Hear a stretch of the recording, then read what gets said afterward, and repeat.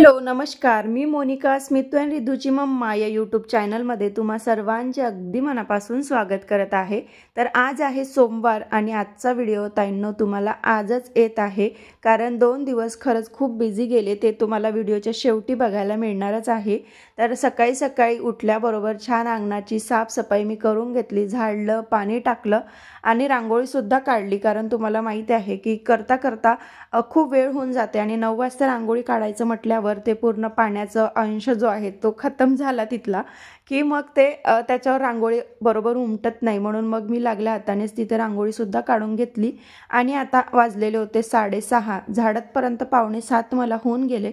15 मिनिटात झाडून होते, कारण जास्त काही कचरा मी होऊ देत नाही आणि रात्रीच तो असला तरी तो पूर्णपणे क्लीन करून ठेवते। त्यामुळे सकाळी खूप मला सोयीस्कर जाते या सगळ्या गोष्टी फॉलो करायसाठी। आणि त्यानंतर किराण्यामध्ये हे एक नवीन प्रोडक्ट आणलेलं होतं, जे की स्मितूने स्वतः चॉईस केलं। जसे चोकोज वगैरे असते ना मुलांचं दुधामध्ये मिक्स करून खायचं, त्याचप्रमाणे हे कॉर्नफ्लॉवरचं होतं। कॉर्नचंच आहे ते, वेगळंच काहीतरी होतं ते, मी खरडा आता दाखवणार तुम्हाला समोर।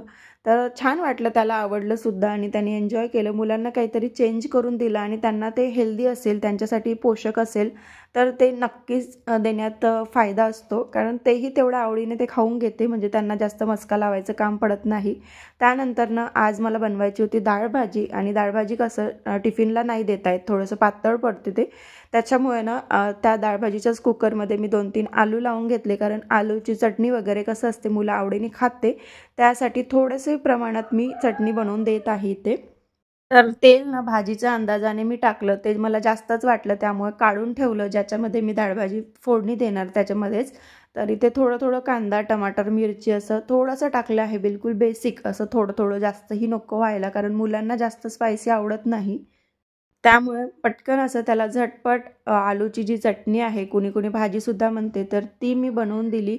आणि पोळ्या बघा इतक्या पातळ असते ही, तो कधी कधी फिनिश करून येत नाही, पण अशी आवडीची जर भाजी दिली, भेंडीची भाजी किंवा आलूची चटणी किंवा कुठला पराठा वगैरे दिला ना, तर ते मुलं कसे करतात ना, पूर्ण टिफिन जो आहे तो फिनिश करून आणते। त्यामुळे मी होईल तेवढं त्याच्या आवडीचं देण्याचा प्रयत्न करते, जेणेकरून ते पूर्ण खातील तरी, कारण कितीही आपण डब्यामध्ये दिलं की मुलं खाऊन घेते, कुठलीही भाजी दिली तरी ते तसं फिनिश करत नाही। जर त्यांच्या आवडीचं दिलं तरच ते संपवून आणते।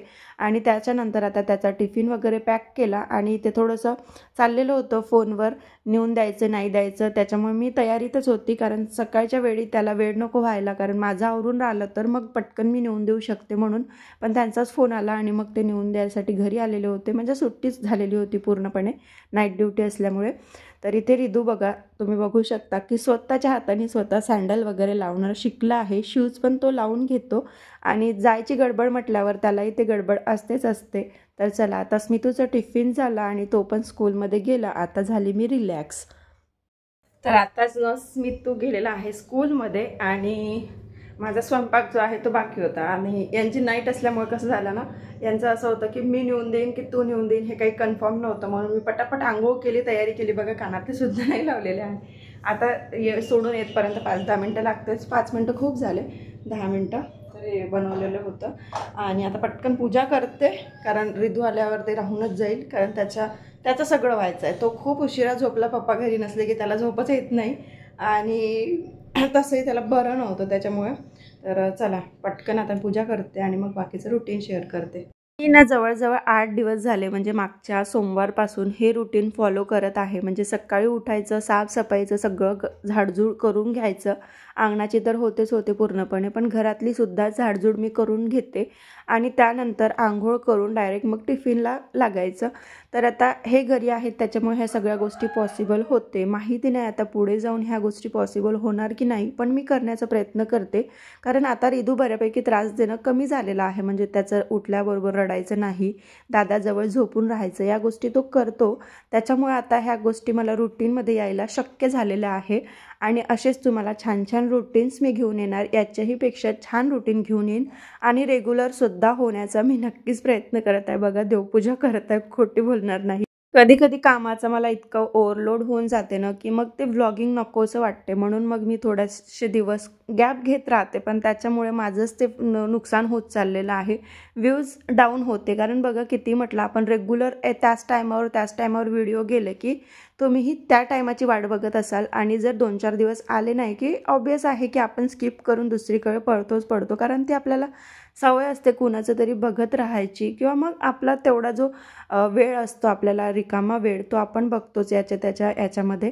तर माझ्याही बाबतीत व्हायचं जेव्हा माझं स्वतःचं चॅनल नव्हतं, आणि आत्ताही ज्या दिवशी माझं शूटिंग नसते किंवा मी एडिट करत नाही त्या दिवशी मी इतर चॅनल बघत असते. तर ते माझ्याही बाबतीत असं होते की मी जेव्हा व्हिडिओ इरेग्युलर राहते तेव्हा माझे व्ह्यूज डाऊन होते. तर हे नुकसान मला भोगावं लागत आहे. तर तुम्ही सपोर्ट करा आणि मी रेग्युलर होण्याचा नक्कीच प्रयत्न करेल. तर इथे ना यांना ड्युटीवरून आले आणि रात्रीचं जेवण नव्हतं त्यांचं झालं बरोबर, कारण ते कणकण होत होतं. त्यांनी टॅबलेट वगैरे घेऊन ते ड्युटीवर गेले, पण सकाळी आल्या बोलले की काहीतरी खायला असेल तर दे, कारण नाश्ता तर आमच्याकडे नाहीच बनवत आम्ही. सकाळी म्हटलं चला पराठे बनवून देते, आलूची चटणी आहे आणि कणिकसुद्धा मळलेली आहेच. पण ते बोलले की नको, थोडंसं हलकं फुलकं दे आणि सोबत मग डाळभाजी आहे तर जेवण करून घेऊ. म्हणून मग ते त्यांना ते भेलसारखं असं शेवचिवडा आणि मुरमुरे असं मिक्स करून सगळं दिलेलं आहे, ड्राय एकदम. आणि आता मी पण ते खाऊन घेतलं थोडंसं, कारण आज पोळी वगैरे जास्तीची मी बनवलेली नव्हती, आत्ता ते बनवणार मी म्हणून. आणि ते झटपट अशी डाळभाजी फोडणी दिली. विदर्भातनं जर कुठला महाप्रसाद असेल किंवा कुठलं काही पंगत असेल तर त्याच्यामध्ये डाळभाजी ही फेमस आहे. आणि पंक्तीतली डाळभाजी इतकी सॉलिड लागते ना की ती चव जी आहे ती हातालासुद्धा तो जो सेंट असतो ना भाजीचा तो लागलेला असतो. आणि मी तर खूप आवर्जून खाते महाप्रसादातलं जेवण. आमच्याकडे तर खूप असते, काला म्हणतो आम्ही त्याला, किंवा कुणी महाप्रसाद आता नाव दिलेलं आहे थोडंसं आपल्या अपडेट युगामध्ये. तर काल्याचं जे डाळभाजी असते ना ती खरंच खूप चवीला भन्नाट लागते. आपल्या घरची थोडीशी पातळसर होते, पण ती जी असते ना एकदम पात्रावळीमध्ये वाढल्या जाते आणि खूप छान लागते. तर त्याच पद्धतीने मी बनवण्याचा प्रयत्न करते, पण थोडीशी पातळच बनते माझ्या हातून. याच्याहीपेक्षा पातळ बनवतात कुठे कुठे मी बघितलेलं आहे. खूप पातळ असते, म्हणजे त्याला आमटीच म्हणतात ते डायरेक्ट, आणि खूप अशी पातळ असते. फक्त ते नॉमिनल त्या पोळीला डुबवून खायचं असं काम असते ते. पण ते तेवढी टेस्टला भारी नाही लागत जेवढी ही लागते तेवढी, आणि याच्यापेक्षा आपल्या पंक्तीमधली. तर आता राहिलेल्या ज्या काही पोळ्या आहेत त्या मी इथे करून घेत आहे. आणि प्रत्येकीची पोळ्या करण्याची पद्धत जी आहे ती वेगळी असते. तर माझी ही आहे, कारण मी 2 उंडे बनवून नाही करत. एकाच उंड्यामध्ये त्याला एका साईडला कणिक, एका साईडला तेल लावून त्याला छान असं दोपुडीची पोळी म्हणतो ना आपण, ती इथे बनवून घेत आहे. आणि सकाळच्या वेळी तेलाची बनवते आणि रात्रीच्या वेळी मी साध्या किंवा कधी कधी मनात आलं तर तेलाच्याच बनवून घेते, कारण ती सवय झालेली आहे की आता पटापटा सगळं आवरायचं. आधी असायचं की थोडंसं पोळ्या वगैरे बनवायला मला कठीण जायचं, कारण लग्नाच्या आधी मी खूप क्वचित असं स्वयंपाक करायची, पण आता सगळ्या गोष्टी पार पाडून घेते. आणि आता 2 लेकरं म्हटल्यावर एवढं 7-8 वर्षाचं आपली जी काही लाईफ आहे ती झालेली आहे लग्नानंतरची. त्याच्यामध्ये तर आपण शिकूनच जातो, प्रत्येक असे अनुभव येत जाते आपल्याला. पोळ्या झालेल्या आहे आणि आता फक्त मला पोछा लावायचा आहे. ओटा क्लीन होऊनच जाते तिथल्या तिथे, कारण रात्रीच्या वेळी मी डीपमध्ये पुसून घेते, म्हणजे पूर्ण असं त्याला साबण वगैरे लावून किंवा लिक्विड वगैरे वापरून त्याला घासून रात्रीच्या वेळी मी पुसून ठेवते. आणि सकाळच्या वेळी कपडा जरी लावला तरी होते. पण आता सिंक एकदम जवळ आहे, म्हणजे गॅस आणि ते बेसिन जे आहे ते एकदम तेवढ्या कोरपाट बेलनं जेवढं ठेवलेलं आहे ना तेवढ्या अंतरावर असल्यामुळे डायरेक्ट पाणी टाकलं तरी ते वायपरनी काढून घेतलं तरी पण चालते. पण सारखं पाणी टाकून गॅसचं खराब व्हायला नको, म्हणून मी शक्यतो एक टाईम कपड्याने पुसते, साबण वगैरे लावते, जसं मी पूर्वी करायची. इथे ओटा सिंक नव्हता तेव्हा, तसंच मी कपड्याने पुसून घेते छान, म्हणजे त्याला साबण वगैरे लावून अशी डीप क्लिनिंग करते. तर पहिली पोळी माझी फुगत नाही, कारण तावा छान असा रमायचा होता त्याच्यामुळे. तर काल ना संध्याकाळच्या वेळी मुलांनी बिस्किट वगैरे जास्त खाल्लेले होते जेव्हा मी किराणा भरत होती त्याच्यामुळे. तर त्यांचं ते दूध वगैरे राहिलेलं होतं, म्हणून ते सुद्धा मी आता गरम करून घेतलं डबल एका भांड्यामध्ये. कारण जे दुधाचं मेन भांडं असते मोठं 1 लिटरसाठी, ते स्वच्छ करून आदल्याच दिवशी ठेवावं लागते, नाहीतर मग ते टोपल्यामध्ये राहते सकाळच्या वेळी आणि मग तो दूधवाला येऊन आपल्या दारात उभं ठेवणंही चांगलं वाटत नाही. तर इथे आता बघू शकता अशा पद्धतीने मी गॅस जी आहे ती क्लीन करते. आणि ना बर्नर जे आहे ते पाणी माझं एवढ्यामध्ये जास्त चाललेलं आहे, म्हणून मी सकाळच्या वेळी या अशा पद्धतीने क्लीन करते आणि रात्री छान असं पूर्ण डीप क्लिनिंग जी असते ना ती करून ठेवते. एखाद्या व्हिडिओमध्ये नक्की शेअर करेल. तसंही मी बऱ्याचदा किचनचं शेअर करत असते, तर तुम्हाला माहीतच आहे. आणि ना इथे मुंग्या आता व्हायला लागलेल्या आहे. जसा उन्हाळा लागला तसं मुंग्यांचं प्रमाण हे ॲटोमॅटिक वाढते, कारण उष्णतेमुळे त्या कशा आहेत जमिनीतून बाहेर येते आणि मग ते अन्नांमध्ये वगैरे जाते किंवा तेलाच्या वासाने जास्त इकडे तिकडे तेलावर जाऊन पडतात. मग ते भाजीला लागते, पोळीला लागते, म्हणून मी बर्नरवर ठेवते, गॅसवर नाही चढत त्या. पण बाकी ओट्यावर वगैरे येत राहते, 1-2 क्वचित राहते, कारण सारखं सारखं आपण स्वच्छ ठेवत राहिलं की तेवढं काही दिसून पडत नाही. आणि आता माझं सगळे जे काही कामं आहेत ते झाले आणि जे मागचं अंगण आहे ना तिथे मला पाणी टाकल्याशिवाय पूर्णपणे कामं झाल्याशिवाय सारखे वाटत नाही. जसं मी मागे भांडे घासायची ना तशी मला आता सवय झालेली आहे, म्हणून मग ते मागे मी क्लीन केलं. तर ना ताईंनो बघू शकता आज पण 10:15 वाजले आणि सगळे कामं जे आहेत ते झाले. फक्त आता मी फ्रेश होते आणि कपड्यांचं टेन्शन नाही, त्याच्यामुळे ना लवकर अर्धा-पाऊण तास तरी वाचतो, नाही तर इथून पूर्ण 11 वाजले असते. तर चला आजचा हा ब्लॉग जो आहे तो मी तेच थांबवते, कारण एडिटिंग करायची आहे आणि काय म्हणते ते काल काही शूट झालेलं नाही, रविवार होता आणि शनिवारी पण, त्याच्यामुळे तर थोडं ज्या क्लिप आहेत त्या मी याच्या पाठीमागे जोडतेच. तर भेटू अशाच एका छानशा ब्लॉगसोबत. तोपर्यंत सगळ्यांना बाय बाय. श्री स्वामी समर्थ. आज तुम्हाला थोडंसं रिवर्स व्हिडिओ बघायला मिळणार. तर क्लिपा आहेत त्याच्यामुळे म्हटलं ठेवण्यात काही अर्थ नाही, तुम्हालाही थोडंसं माहिती पडेल की काय काय सुरू होतं, त्यामुळे व्हिडिओ कालचा आलेला नव्हता. तर आज तर तुम्ही बघितलंच की आज 12-10पर्यंत काय सुरू होतं माझं. आणि त्याच्यानंतर शनिवारी ना दिवस जो आहे तो माझं दळण साफ करण्यात गेला. गहू जे आहे ते मी 1 महिन्याचे पूर्ण आणत असते दळून, त्याच्यामुळे दळण साफ करण्यामध्ये दिवस गेला. आणि तुम्ही आता व्हिडिओमध्ये चणे बघितले ना, ते चणे साफ करण्यात खूप वेळ गेला. त्याच्यामध्ये खूप असा काडी कचरा होता, तो पूर्ण पाकडून चाणून निवडून ठेवलेला आहे मी. आणि त्याच्यामध्ये 2 ते 3 तास म्हणजे मला रात्रीचे 7 वाजले तरी ते मी काम करतच होती. त्यानंतर इकडे यायचं की नाही असा मला प्रश्न पडला, पण म्हटलं चला असू द्या, आजच्या दिवस मसाले भात करून घेईल. पण आता चला म्हणजे चलाच, कारण ड्युटी असली की मग ते राहूनच जाते आणि महिन्याच्या सुरुवातीला सगळंच काही आपलं संपत येते. आणि सगळंच म्हणजे संपत आलेलं होतं. शेंगदाणे झालं, सर्फ झालं, ह्या सगळ्या ज्या बेसिक ज्या गरजा आहेत त्या संपत आल्या की मग लोकल दुकानातून आणावे लागते. त्याच्यासाठी म्हटलं चला आजच घेऊन येऊ, म्हणजे आपलं बजेटमध्ये सगळं चाललेलं जाते.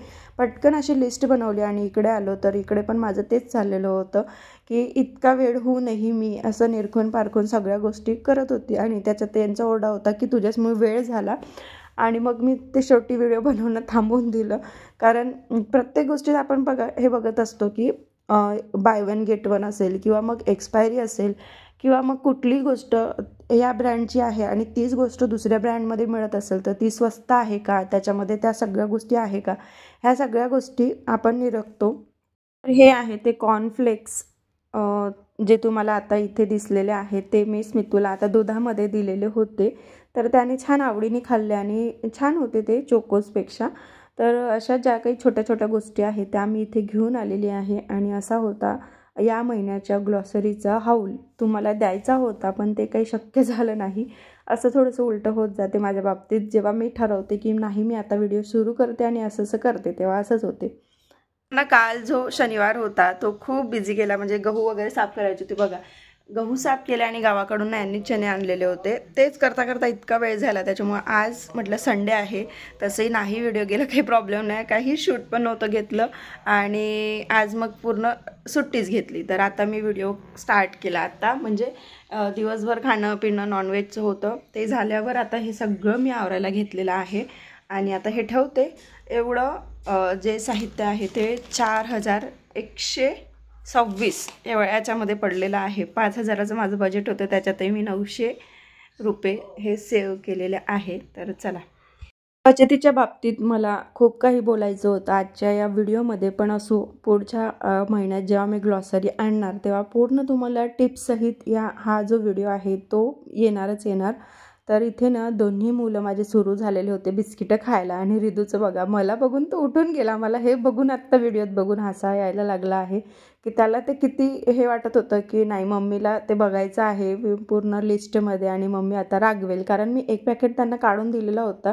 आणि बघा प्रत्येक गोष्टीत ना मुलांची लिमिट पाहिजे.